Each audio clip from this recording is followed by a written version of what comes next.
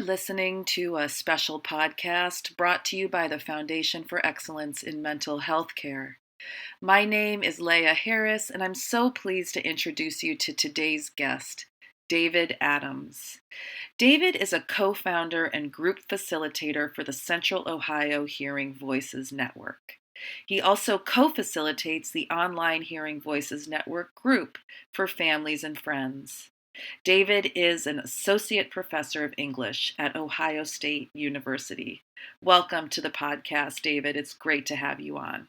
It's my pleasure. Thank you, Leah. I really appreciate your interest and support. How did you first hear about the Hearing Voices Network, and what is it about this approach that attracted you? That's a good question because I think I took an unusual route into the organization. As an academic, I was looking for a conference where I could try out a paper on Michel Foucault's History of Madness. He's a French philosopher, and that's a very important work for the last half century of intellectual history. And they accepted that paper. When I arrived there, I was one of the very few academics involved in the conference. And the culture of that conference was unlike anything I had experienced before.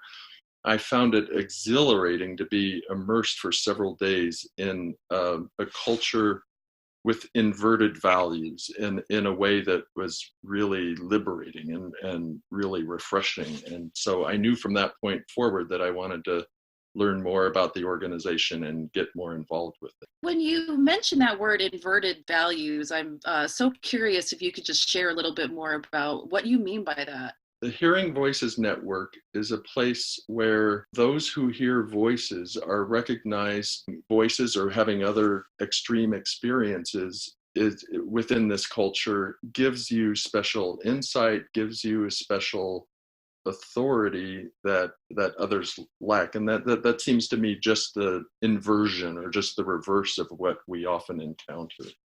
And I think it can be really liberating both for voice hearers, but also for people like me who don't generally identify as voice hearers. It took several years after I returned from that conference until I had the opportunity to become trained as a facilitator. We brought the trainers here to Ohio a couple of years ago. And at that point, I helped start a local Hearing Voices Network group here in Columbus. But I was still looking for other ways I could help the organization and contribute to the movement. And I'd heard my friends at Western Mass Recovery Learning Community say on a number of occasions that they received a large number of inquiries from parents and families and requests for help. And in many of the areas of the country, they had no place to send them.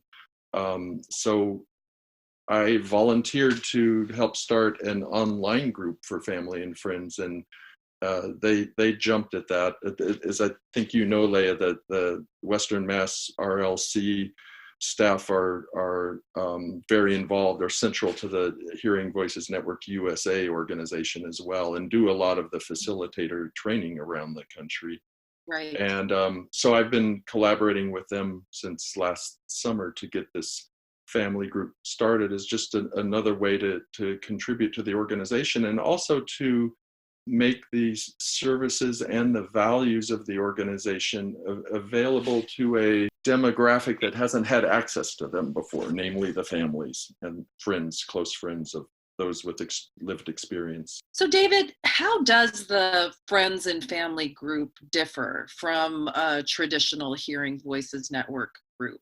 I expected the biggest difference to present more of a challenge than it actually has so far in our first few months, which is good. In a traditional group, voice hearers focus primarily on finding meaning in their own experiences and talk about themselves, about their lived experience. And I knew in a family group, participants would often wish to discuss the experience of a loved one, of someone else, not just themselves. And we feared that this could work against the HVN value of speaking from one's own experience and letting others speak for themselves. However, in practice, that difference hasn't been as striking as I expected. The fact is, in our traditional HVN group, families are often a topic of conversation, right? Families are a big part of our lived experience. The family group and the online group, the participants have been great about keeping the focus on their own experience and perception, even when they're talking about other family members at the same time, and talking about what's happening in their families. So it hasn't been such a problem. What's been more striking to me are not the differences between the family group and a traditional HVN group, but the similarities. They both can talk about anything they want. And secondly, the groups strive for social justice by resisting any form of oppressive language or discriminatory language. Those common denominators actually make the two groups feel quite similar to me much of the time. How does this group differ from a traditional family group? There are, of course, other organizations that provide services to families in the mental health field. I find it interesting to the extent to which organizations tend to bear the marks or carry the character of their history, their origin sometimes. There's a difference I've noticed between groups that are founded by parents and organized by parents and run primarily by parents or family members generally, not just parents, and groups that are founded, organized, run by those with lived experience. And HVN, of course, falls into the latter category. I have been involved with both kinds of groups, and it's my experience that some of the groups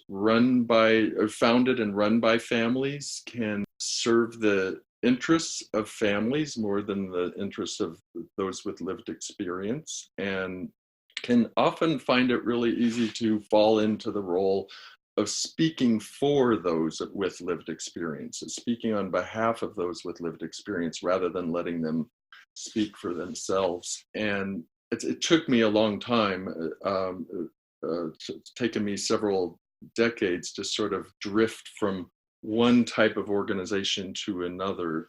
But I find the values of the lived experience groups much more congenial than the values of some of the groups founded and operated by friends or family members of those with lived experience. You have an interest in these groups that kind of goes beyond the academic. And I would love to hear whatever it is that you sort of care to share from your personal perspective. Yes, I've been in a family for decades now. It's getting close to half a century, in which, as I like to say it, being somewhat ambiguous perhaps, it's a family that has long disagreed about which voices matter. We don't always hear the same voices. And I have a sibling who hears a lot of voices that I don't and other family members don't. And that some of the challenges of the family group that I anticipated that so far haven't been such a challenge, those are challenges I still struggle with in my own life, in that, I want to talk about my own story and my own experience, but I don't want to speak on behalf of a family member and impose or project my interpretation on his experience. And so I'm still, after all these years, after all these decades, trying to find that difficult balance between how I tell my story and how I make sense of my experience and my family's experience without overstepping the boundaries of the family member's truth and without speaking on his behalf. So that's it took me a long time to get to that point. As I mentioned, there is a concept called anosognosia, which means lack of insight into illness. Mm-hmm. And a lot of family groups embrace this term. Itself is considered a diagnosis. And I have come to see that word as profoundly, inherently problematic, because it is a way of saying to someone that I understand you better than you understand yourself. It's often used to justify forced treatment for people these days, whether medication or hospitalization, given the idea that someone suffering from a mental illness often doesn't realize they're suffering from that illness or doesn't realize how severe that illness is. And so that lack of insight, or that anosognosia, means that someone else has to make that decision for them to get treatment. And I find that really deeply arrogant that we understand someone else's experience better than they understand it themselves. And I have been in that place where I was trying to encourage a family member to use medication that he didn't want to use. And I think I was speaking and acting out of a place of fear, a fear of the unknown and a fear of the strange, fear of what to me seemed bizarre or otherworldly. I think it said more about me than it did about the situation I was facing. And so, that's another measure I use now. It's another mark of how far I've traveled over the course of my life, but it's another mark I use now. There are some organizations in the mental health field that serve families that still find that a useful term and teach people what anosognosia is. And there are others like Hearing Voices Network who thoroughly reject that term precisely because it takes away an individual's right to interpret his or her own experience. It sounds like you've learned so much through your involvement in the Hearing Voices Network about why, Absolutely. Why this is problematic, right? And Yes. What are some other ways of understanding why somebody may not agree with a medical diagnosis or a particular course of treatment, right? There may be a That's whole right. variety of reasons for that are not connected to lack of insight per se. Right. For the last question, I'm wondering if you could share with us just what the groups have been like for people who are curious and may want to join. If you could just share a little bit about what does a group look like? Yes, I think the family and friends group is still emerging, is still in its adolescence and still finding its identity. We've only been going a few months so far. We really got going this fall. And it can vary a little bit from week to week. And so anyone who joins us at this point has an opportunity to help shape the group or determine its focus from one week to the next. It's a very low pressure group. No one is required to share anything or to participate. It's perfectly fine to be a lurker, to log in and listen in and see what you can learn just by listening. We do ask early on in the meeting for everyone present to very briefly introduce themselves, so that those who are sharing and those who are speaking will know who's in the audience. But other than a brief introduction, people are welcome to wait until they feel comfortable or feel the need to share about their own experience. And there are some people who come only for one or two meetings, I think often because they're struggling with some issue and are looking for help short time. And there are others who are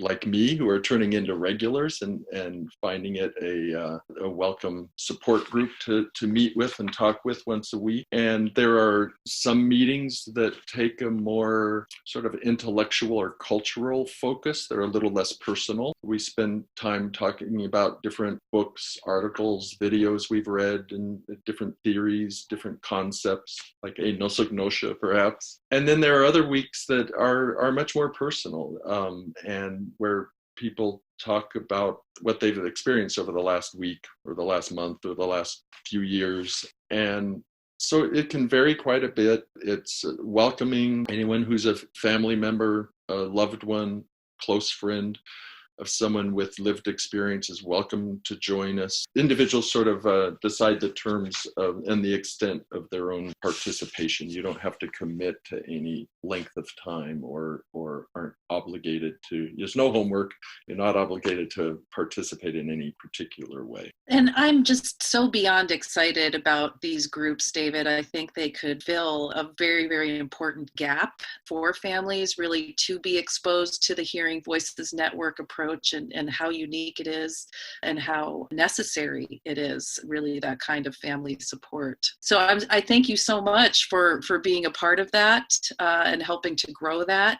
If people are interested in getting the link to be able to participate in the calls, what is the best way for them to do that? The best way is to get on our email list or just to reach out and contact us by email. My co-facilitator, I should mention, is Cindy Marty Hadge. and who is an amazing person full of wisdom. And you can reach both of us through a shared email account we have, which is families@westernmassrlc.org. Thank you so much for being on the podcast today, David, and thanks for all you do. It's my pleasure. Thank you, Leah. I really appreciate your interest and support.